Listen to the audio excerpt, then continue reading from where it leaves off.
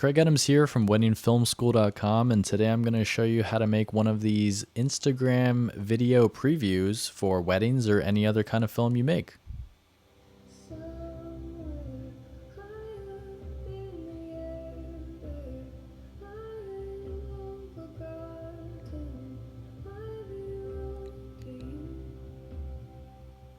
And I'm going to show you every step of the process, so let's start. So within Final Cut and most other, Adobe products, and anything you edit in is going to be pretty similar to this. But, for most people, when they edit an Instagram video, they're going to export in and edit in 16:9 aspect ratio, as they typically do with most of their films.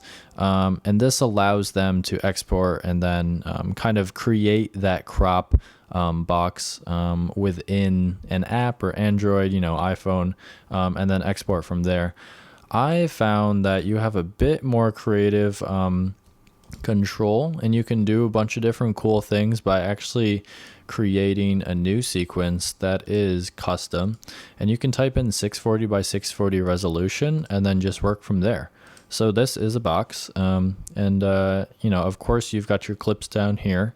You really, whatever anyone does is their preference. So I just have a bunch of different clips, and then I end with the bride and groom.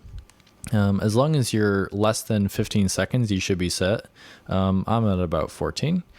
And then I have a crossfade in, crossfade out for the music, and I just take out all of the audio for that. So, you can get a little fancy with it. So in Photoshop, I kind of created a JPEG just with a white background with my logo right there. So the video plays, and it's just, very simple. So that just adds, the logo at the bottom. And more than that, you can play around with different gradients if you are into that. You can actually add text to the top if you want to say anything. If you want the black background with the logo, you can also do that. So that's up to you. And those are all images. And really, you just have to put those underneath the video content. And later in this tutorial, I'll explain how to make those in Photoshop. But this is what I do. So this is what I call an Instagram video wrapper. So I made this in After Effects, and it's pretty much a video file that I place on top of my content. And it has an alpha level that kind of punches out where my content is going to be.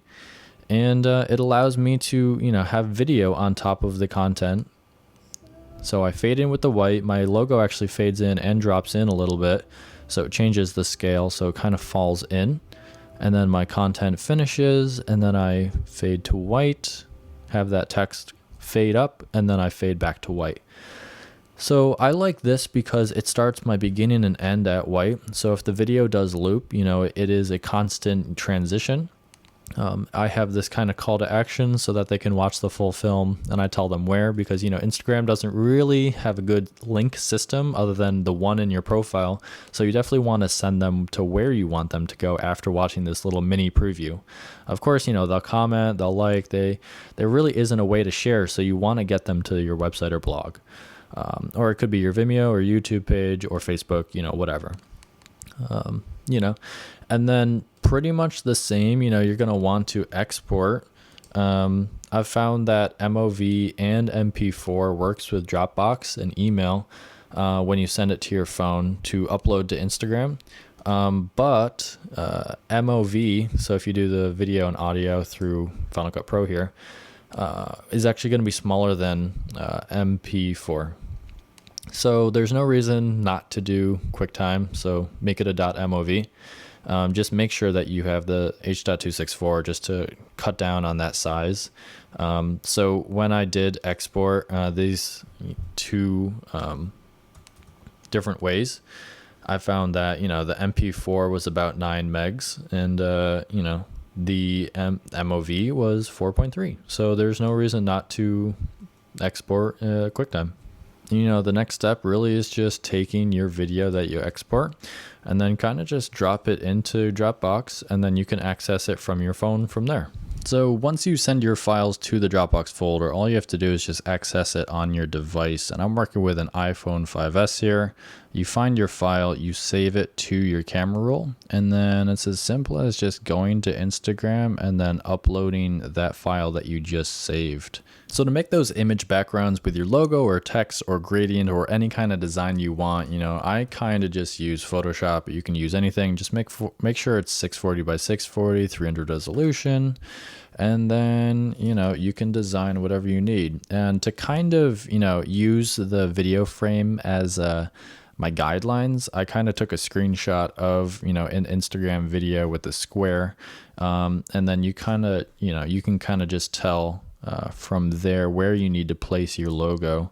But a little trial and error can do that, it's really just to figure out where. So using you can use a JPEG if you're using solid white or background, but a knockout PNG of your logo is usually best, and everyone should have one.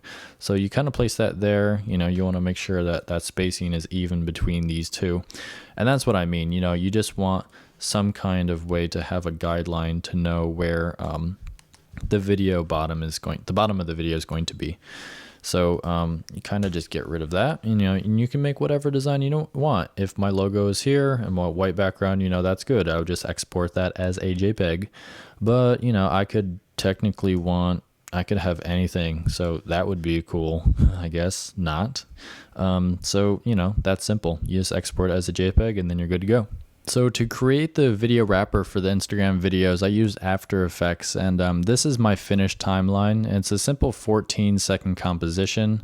I made it 640 by 640, and so I have my video footage right here, and it's put in the size that it should be, and it's kind of centered. I definitely wanted this space to be equal to this space, and that's just a design thing.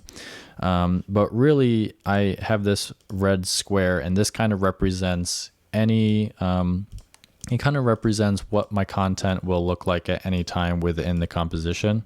So either works, but it's kind of nice to have, this as a sample to see what it actually looks like.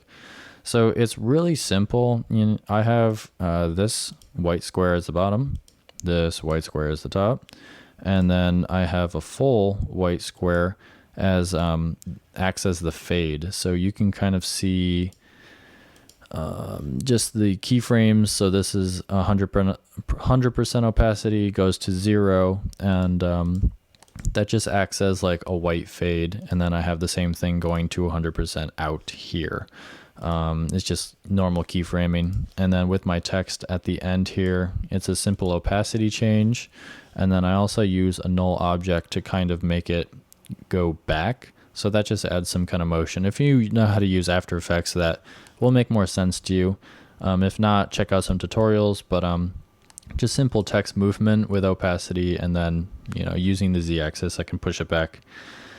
And then my logo, there's a little bit, so it's kind of the same thing. It's an opacity change from 0 to 100 to fade in, and then I've got a little bit of a scale to give the impression that it's kind of fading back or fading in or whatever I did. I think it fades, yeah, it kind of sets back a little bit, and then it just fades out at the end, and a quick opacity change with the keyframes there. And that's really it. After that, you just export it. But when you export, you want to make sure that you eliminate the video footage and the red. But when you do send this to the render queue, you want to make sure that it is exporting at lossless, which does mean that it's using the animation compression. That way you can go to the drop down menu within there, and where it says RGB, you want to change it to RGB and alpha. So that means that it's adding that fourth channel, and then it will punch out this rectangle area where we're going to have the video. So that way we can place this video track when we're creating the actual Instagram video. We'll place this on top of the content. And yeah, it's as simple as that. So thanks for watching. And of course, if you have any questions or comments, please let me know. But until then, thanks.